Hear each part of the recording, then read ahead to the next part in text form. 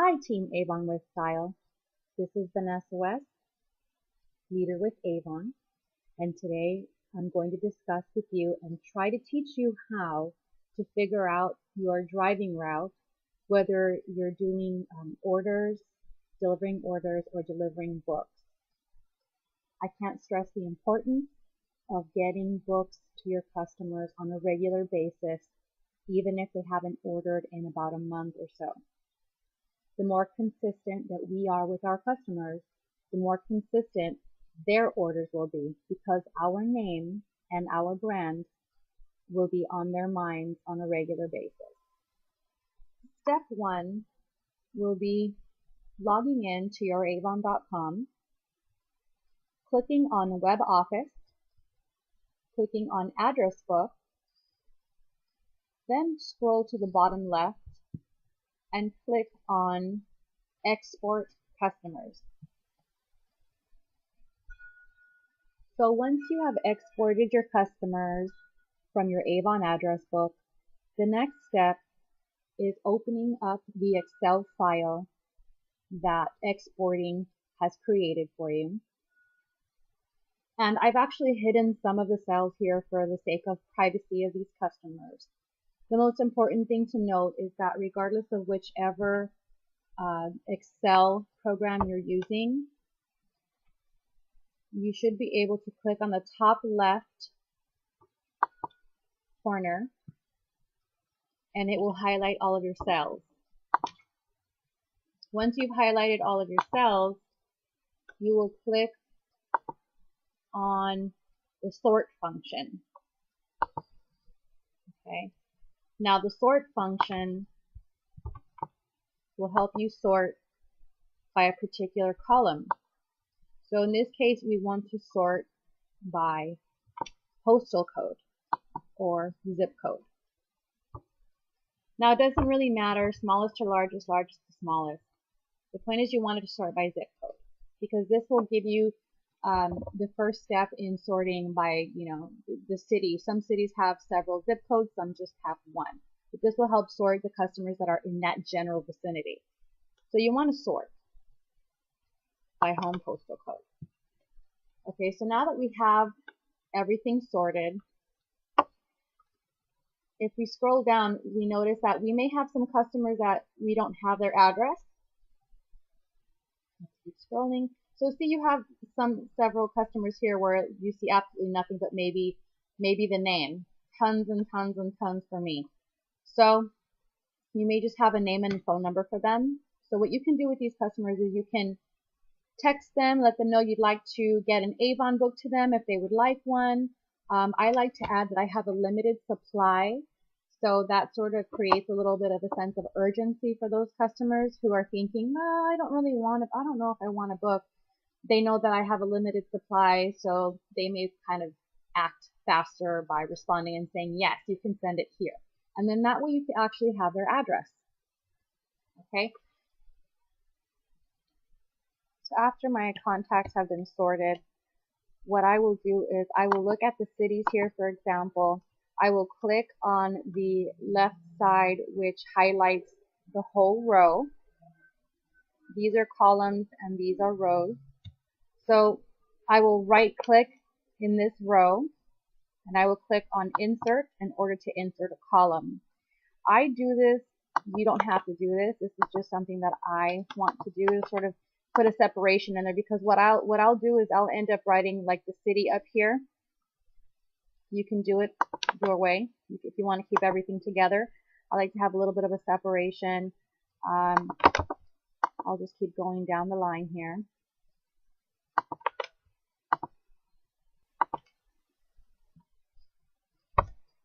So you can actually use several different types of maps to map your route. The only one that I've heard of that can give you up to 26 locations, where you can actually enter 26 locations at one time, is MapQuest. So MapQuest Route Planner, you just go online, type MapQuest, and then click on the route planner that's on the screen. Some of you may choose to use Google. I started to use Google, but I can only enter 10 at a time, 10 locations at a time. Therefore, it took me forever to create a route, for example, in the city of Orange or Anaheim, where I have, where there's several different zip codes. And so I decided to try out, as of yesterday, I just decided to try out the MapQuest one, and I was able to enter 26 locations, and it was awesome. It's awesome for big cities where you have you have a lot of customers in an area. So that's the one I recommend. That's the one I'm showing you right now. So what I have done is I have entered all of the addresses here. You can actually do, when you're on the actual Excel spreadsheet, you can literally, like if this was an address, I can literally right click, and what I'll do is I'll copy the cell, okay, and then I will enter a cell here, highlight the whole thing, and you can do Control V to paste it, or right click and paste what you just copied into here. And then I'll enter the address, and I'll just type in the zip code myself because I'm pretty quick with the numerical keys. So that's how I get all of my addresses from the spreadsheet into my mapping.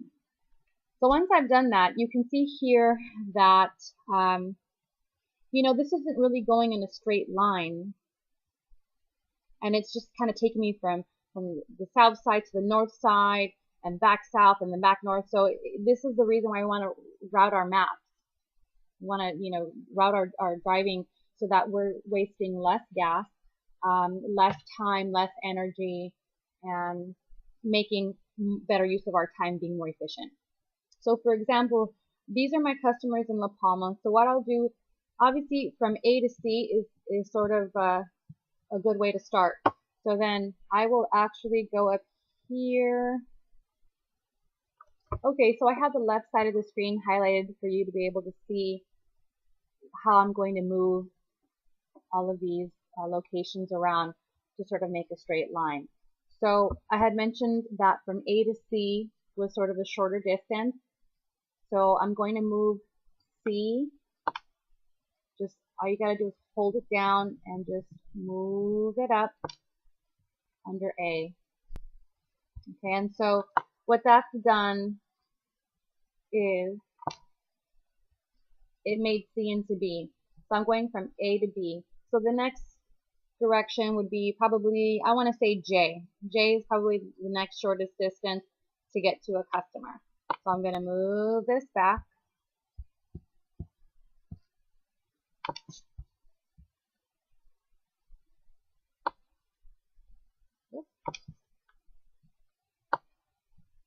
Okay. And I'm going to move J under B. So now basically J is going to become C.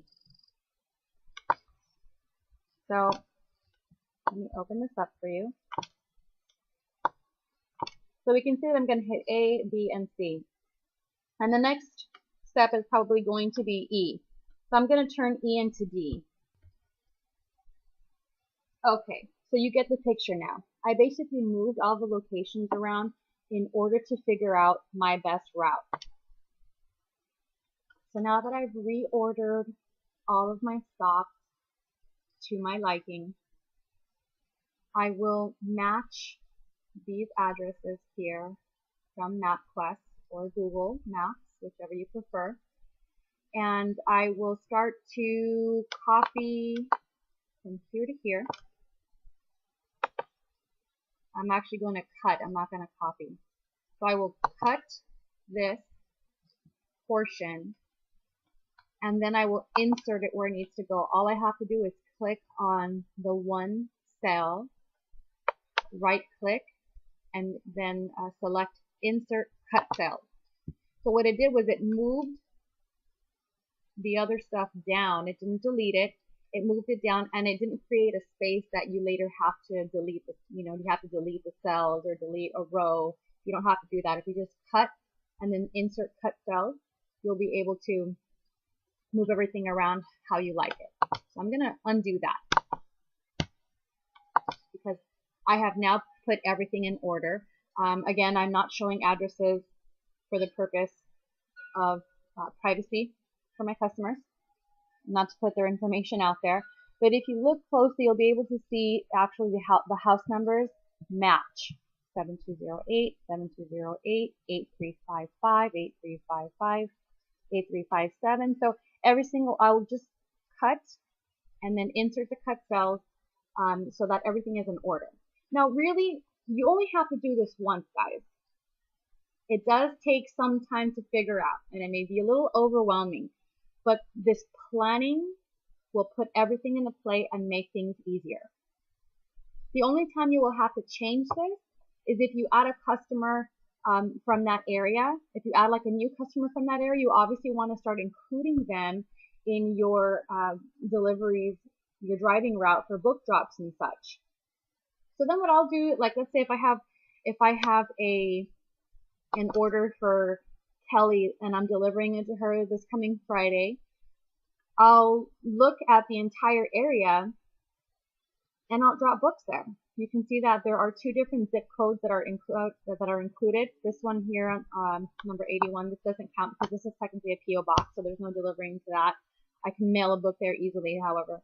So if I have a delivery for this person here, I will look at the entire city and I will do book drops since I'm already going to be there. That's the idea, is to make it simple and figure out where you're going to be and make use of your time while you're there. So I can do two things while I'm here. Not only will I be delivering to my customer here, but I will also be delivering books to these other homes, as these people are already interested in my product. And the only way to get them to order is by letting them know what's up, what's current, what's coming out, you know. Let them know that I'm still doing Avon, because we all know by now that people come and go into this business. So it's my way of letting them know, hey, I'm still here and I can still serve your Avon needs. The other thing that I can do, the second thing aside from book drops in these other addresses, is tossing books or canvassing up and down this person's street. So every time you make a delivery, in reality, what you want to be doing is not just focusing on your current customer, but you also want to focus on obtaining new customers in that area so that your future trips will be paid for. Your future trips to that neighborhood will be paid for. Gas, you don't have to worry about it because you're making enough money up and down that one street to cover that. That's the idea, to make money. So, the other added thing that I did, just for me, I know I'm pretty good with directions, north, south, east, and west. I know where I'm at. I don't need a map to know whether, for the most part, I don't need them, unless you're talking about diagonal streets. I don't need a map to know which way is north from where I am. So I added this little thing here, for example, for my customers in Buena Park. Is, you know, I'm working from the south side to the north side. And the reason why I did that is so that if I'm on the way, let's say if I'm off the 91 freeway and Buena Park is off of both the 91 and 5 freeways. So if I'm sort of headed from, let's just say, the city of Orange and I'm coming west on the 91 or north on the 5, then what I'll be able to do is I'll be able to hit Buena Park and I'll know which side to cover. If the 91 is north of the 5, so if I'm coming from the 91, then I probably want to work my way, sorry, the 5 is north of the 91 in this particular area. So if I'm coming on the 91, then I want to start from the south side. So I'll just start at this address here and work my way north, because this list is from south to north. But if I'm coming on the 5, since the 5 is north of the 91, then I want to go in the opposite direction because I'm closer to this bottom address here on the north side than I am to the south side. So it just, for me, that makes sense. You may want to, I know there's a lot of people out there that aren't very good with their directional sense, north, south, east, and west, northeast, northwest, you know, that kind of thing. So do what works for you in that sense. I will look at I actually have exported that same customer list to create, I'll show you this. This is awesome. Well, I don't know if I should really show this to you right now, but what I have created, I didn't really create it, but the purpose of exporting my customer list the first time was to tell who I've given books to. So I'm actually working off of two different spreadsheets. Let me just pause and I'll show that to you in just a moment. So what we're looking at here are two different spreadsheets. This spreadsheet was the one that I first created to tell who has a book and what campaign I last gave them. So for example, I mailed several campaign 21 books here. So you can see this column says campaign 21. And I mailed several out, but I also did, I also dropped off books. And then some people, my third category is that I gave them a book because I gave them a campaign 21 book here because they ordered. So I color code things so that I know what happened. If I color code this in this light blue color here, that means that they actually ordered and I gave them a campaign 21 book with their order. And I put the date, all I put here is the date.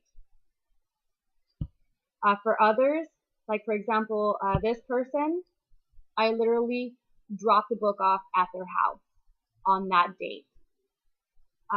There's an earlier date here.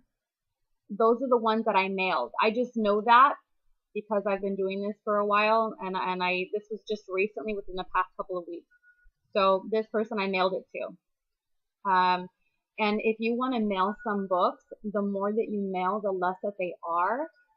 So especially for your out of area customers, or if you just can't get to everyone by driving and creating your route, you can mail using campaign mailer. You just Google campaignmailer.com and you'll be directed to their website where you can actually import your customers. So you'll do the same export that I showed you and then import it to campaign mailer, and then it'll save all of your customers for you, and you can just select which ones you want to mail to. They're pretty inexpensive. They're only $1 and change in order to mail them. I think they may get a little more, I'm not sure if they get a little more pricey around the holidays, but this is how I created this list. So I can keep track of what books they have. And honestly, you don't have to give them every single book. When your customer list grows, it's going to get really pricey because not everyone orders. Regardless of which way you go, whether you're mailing books out or whether you're dropping them off or when you have a delivery, if you're trying to do that every single campaign, it can be costly. So the idea of knowing which book I mailed them last is to realize when this book expires, okay? So for example, if this book, campaign 21, expires in campaign 23, so we know that campaign 23 is the last time that we can use our campaign 21 book. So then, for example, these customers here, if they don't place any orders to receive the current book, I want to make sure to get them a campaign 24 book at the very least. So they always have a somewhat current book that we can use. And so if you need to sort of divvy up your list, divide it into, threes, so you'll have a certain group that will get a campaign 21 book, the following group will get a campaign 22 book, the following group will get a campaign 23 book, and then you'll go back to the group that you gave a campaign 21 book to, and you'll start them over again by giving them a campaign 24 book. So you're staying consistent.